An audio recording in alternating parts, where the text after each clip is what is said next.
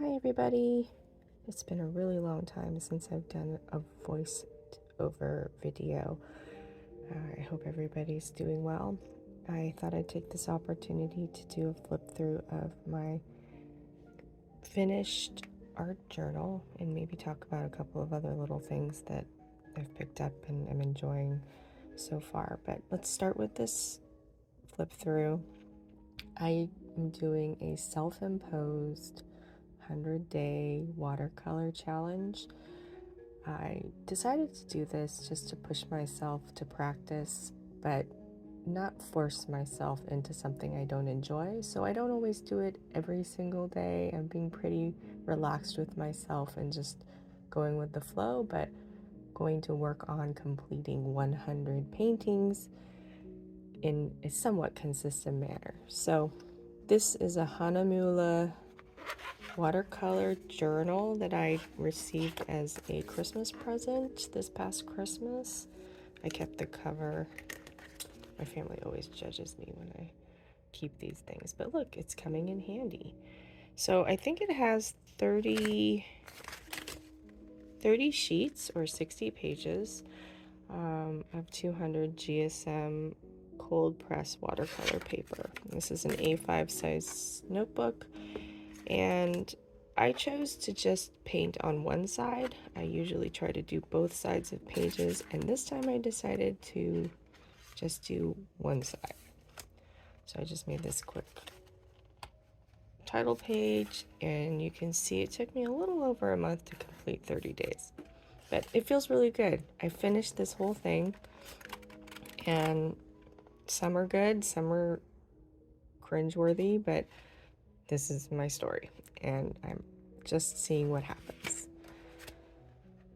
So I don't have too much to say. I follow a bunch of different creators and artists on YouTube and Instagram, and I find inspiration from each and every one of them.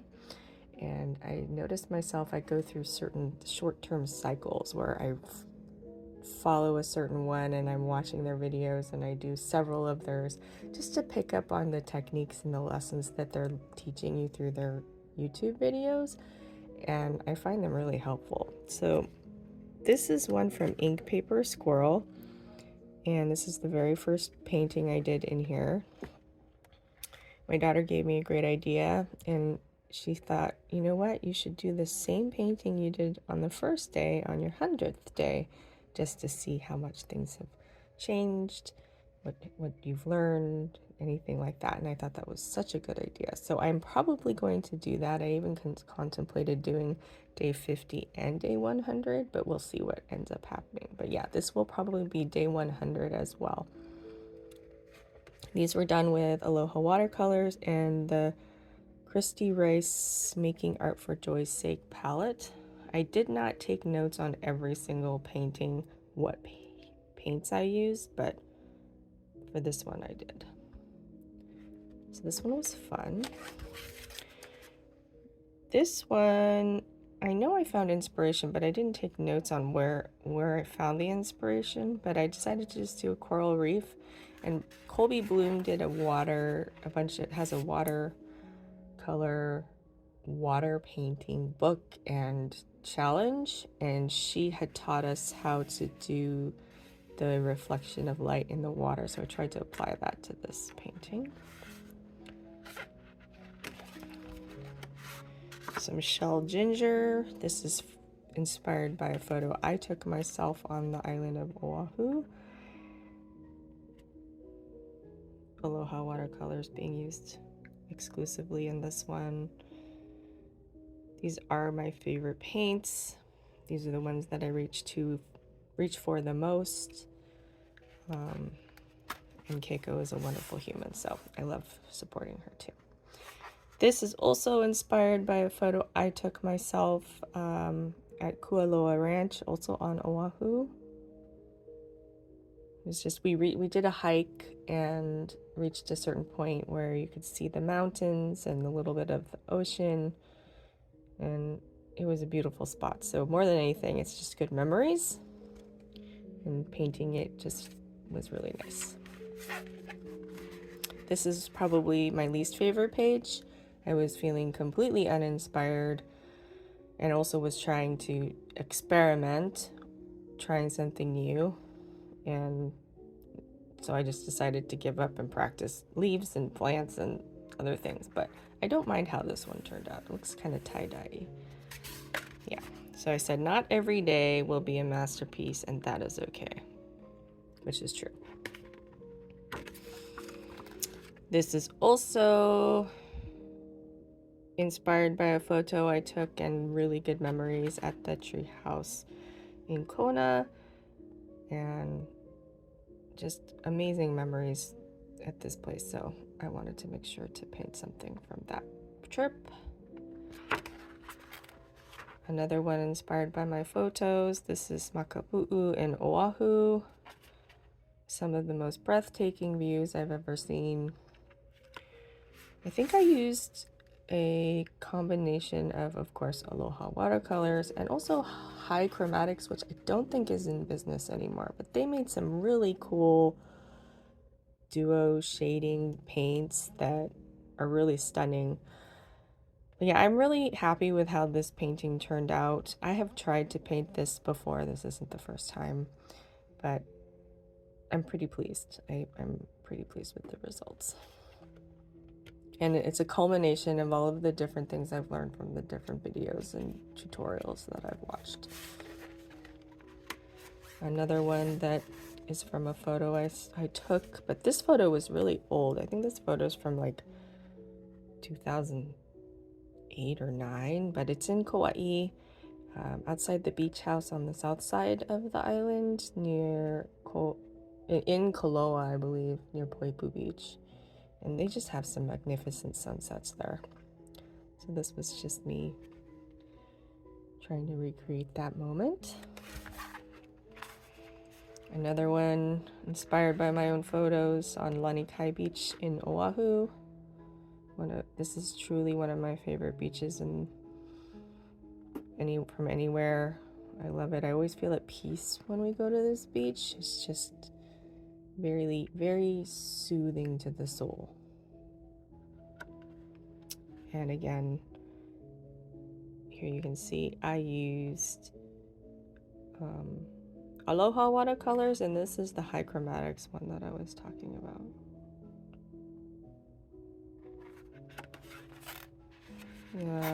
For part of the Aloha Watercolor Challenge, I believe that's what this was. Maybe not. I think, yeah, because I was using the colors from the Aloha Watercolor Challenge for September.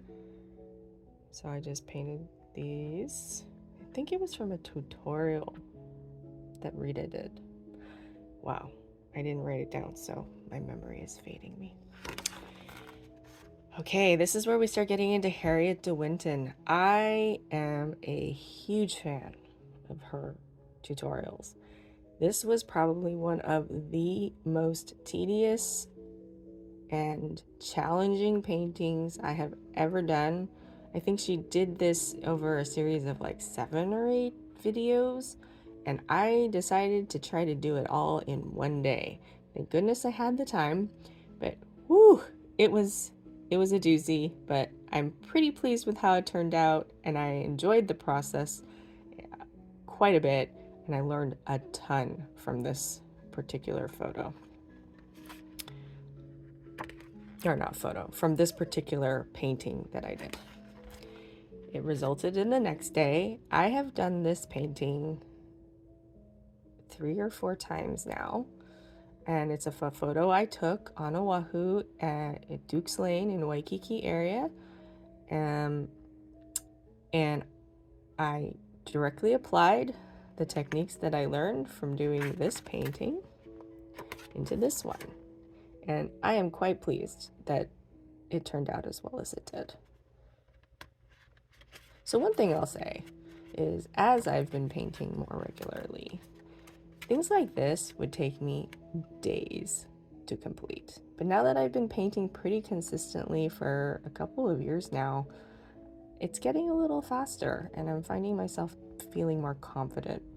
So if you're new to painting, just stick with it, because you'll get there. It just takes some practice and consistency and building that self-confidence in your capabilities. Here's another Harriet DeWinton tutorial. This was for her 100th Patreon tutorial, I believe. But this was a fun one. I enjoyed this one a lot. Another Harriet DeWinton tutorial for the celebration that fall was coming. I love this one. I don't do animals frequently, so it was nice to be able to paint an animal, especially one that I'd never painted before. And these are the colors I used, all Aloha watercolors. Gorgeous, gorgeous. This is a photo that I took on the island of Kauai. I believe this is in the town of Anahola.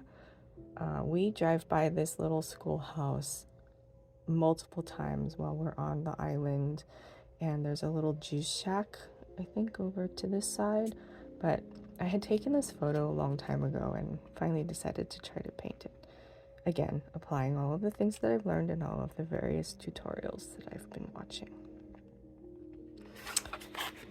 This was definitely for the Aloha 23 challenge with Rita and Keiko at Aloha Watercolors.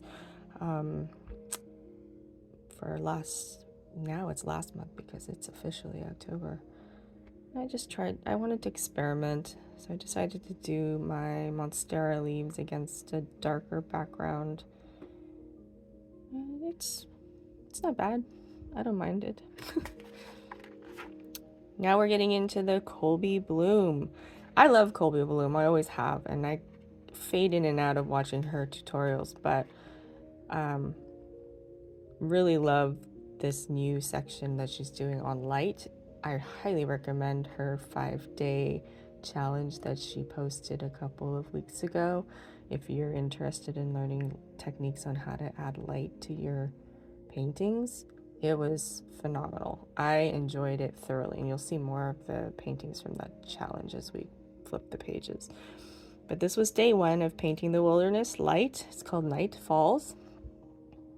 My stars, I've decided, are now snow. It's because I totally messed up on the splatter, but that's okay. This was Harriet DeWinton Autumn Landscape from her book, A Year of Watercolor. In case you want to do the same one and you have access to the book, it's on page 114. So this was fun. This is Colby Bloom. I love how this one turned out. This was day 3 of Paint the Wilderness Light, and it's a cityscape. I just love it. I had so much fun with this one too.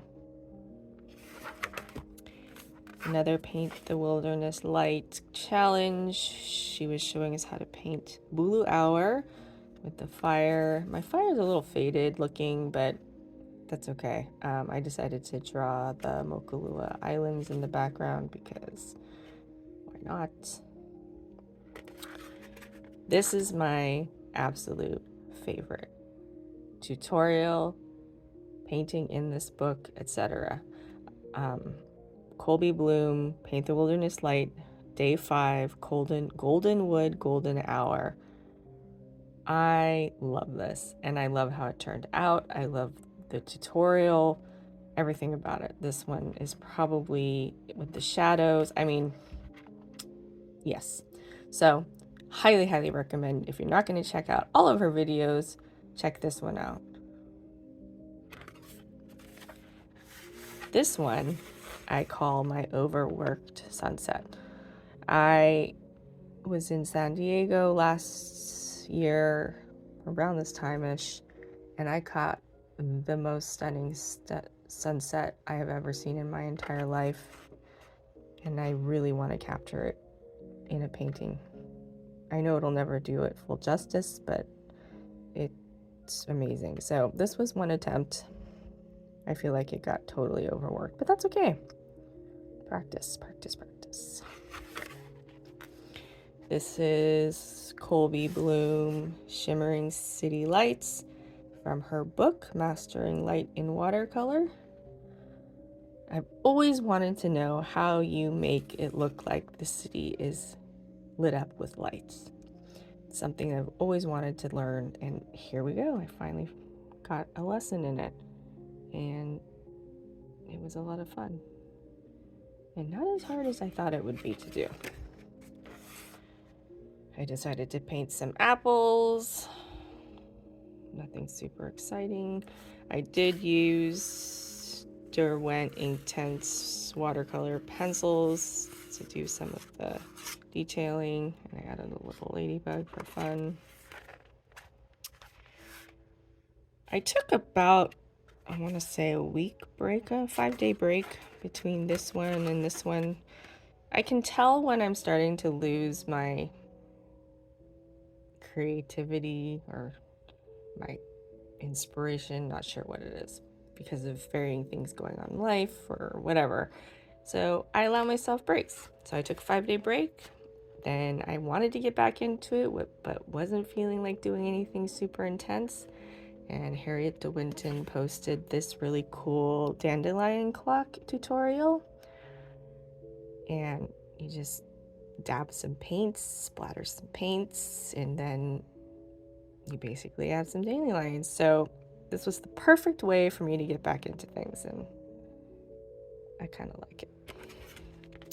So I dove back in big time, and this is from Helen Campbell, who I just recently discovered. I don't think I've ever watched any of her videos before, so this was a new artist with her tutorials, and this is for Sycamore pods. So I enjoyed this. The style reminds me of these ginkgo leaves I painted sometime last year or the year before, and I actually find that I enjoy this detailed line work quite a bit. So this was a fun one. And then I did Chinese lanterns, also loosely inspired by a Helen Campbell tutorial. And for the last page, I decided to just paint some blackberries. I found a photo reference on Google and just went to town. So yeah, that is my first completed 30 days. So the next book I plan to use is this Paul Rubens Watercolor Journal. It is smaller than the A5 one that I'm using now, but I heard that this paper is actually really quite good, so I wanted to check it out. I don't know if you can see. It's got a slight texture to it, but I think it got decent reviews from people that watched on YouTube, so I thought I'd try it. The only thing that was turning me off to it is it has perforation on each page, but I'm hoping that if I'm careful, I won't have to worry about that. At any rate, this is the next one I'm going to be using, hopefully starting today if I find something that inspires me. So the other things I want to talk about really quick, we're at minute 18, so I guess I should say in my comments that you can skip ahead if you don't want to watch certain things. Stephanie, that I met at the Pelican Hub get together last week, had this, was it last week or 2 weeks ago? Anyway, recently, had this amazing pen pouch that she picked up at the pen show, and for some reason I didn't even see them. I did go to that booth because I got one of their notebooks, but anyway, I loved it so much. I went onto their website probably that night or the next day and saw that they were selling them online and picked one up. It shipped so fast, unbelievable. I got it really quickly, but it's just a 2-pen case. It's pretty hard and solid, and I love the aesthetic and the design. So it's got a snap closure. There's a divider that is removable, and you just stick your pens in. So the only thing about it that I'm a little hesitant, I'm not sure about, is it's a little difficult to get the pens out. And then it's a little thick here to post it. So, and then you'd see the thingy when you close it. But anyway, I kind of like it. It's cute, compact, lightweight. I'm gonna enjoy using it. 2 new inks that I picked up. These are pigment inks, I believe, and they're Kyono Oto from Tag Stationery. I did swatch them and they seem like they're water resistant because I smeared water over them and they did not budge. So I'm pretty excited about that, to have new options that are not going to be affected by water. So I'm gonna play around with these a little bit. And my newest paints from Aloha Watercolors. Cannot not talk about these. So these are granulating paints. She just released these last week. I believe they're still available on her website. And they are just stunning.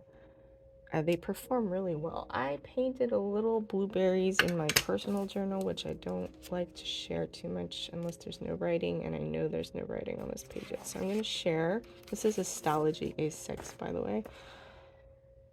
So these are with hers.